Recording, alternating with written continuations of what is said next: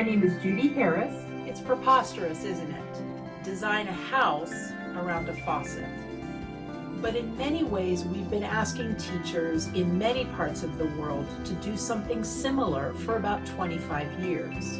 We've been asking them to design learning experiences for students around digital tools and resources. Now, as ridiculous as that sounds, in some ways, it's understandable that we've made this mistake and made it for so long.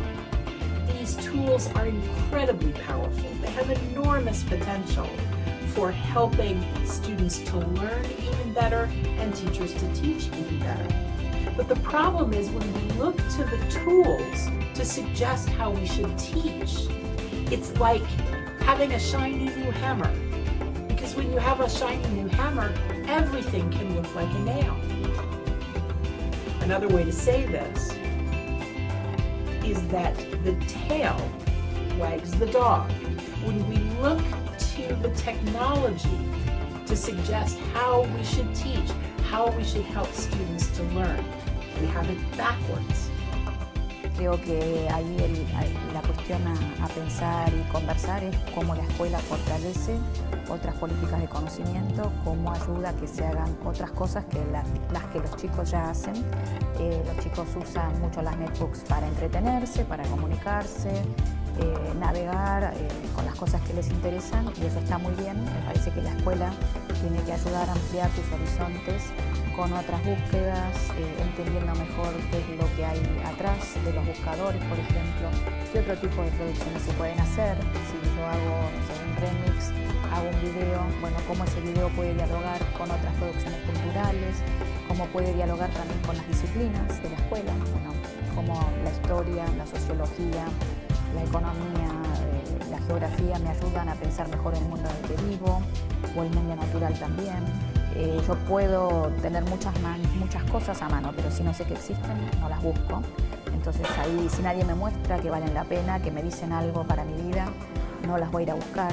Entonces sí creo que en eso el lugar de la escuela sigue siendo el mismo en otras condiciones, que es el de poner a disposición conocimientos, lenguajes, ayudar a enriquecer.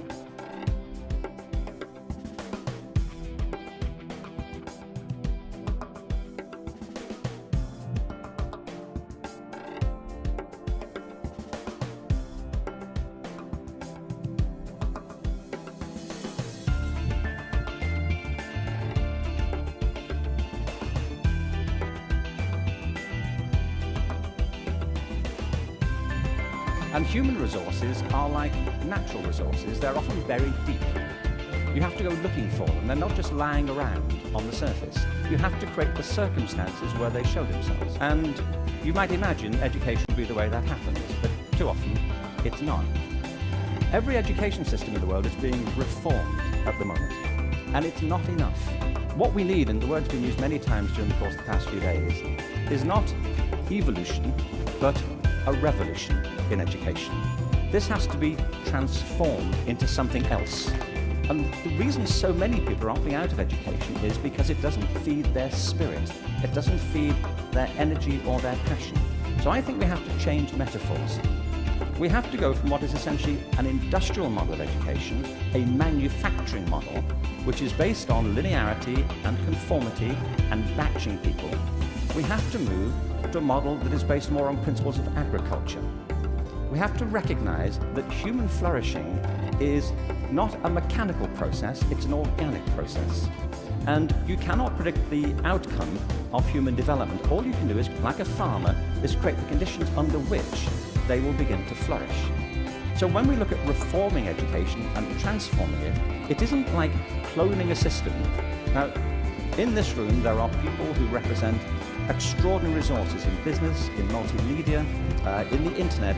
These technologies, combined with extraordinary talents of teachers, provide an opportunity to revolutionize.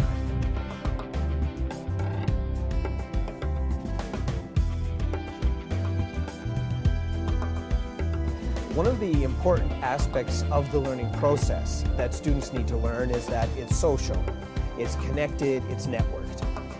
It doesn't send the right message to students if we say, learn in social connected ways, but I'll teach you in one way. So the importance of teaching together is that it gives students a multidimensional experience of knowledge.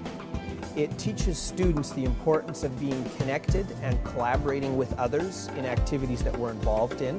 What's different today, I think, is that the knowledge pieces are fragmenting more rapidly, and there's more fragments than there used to be. So it used to be, let's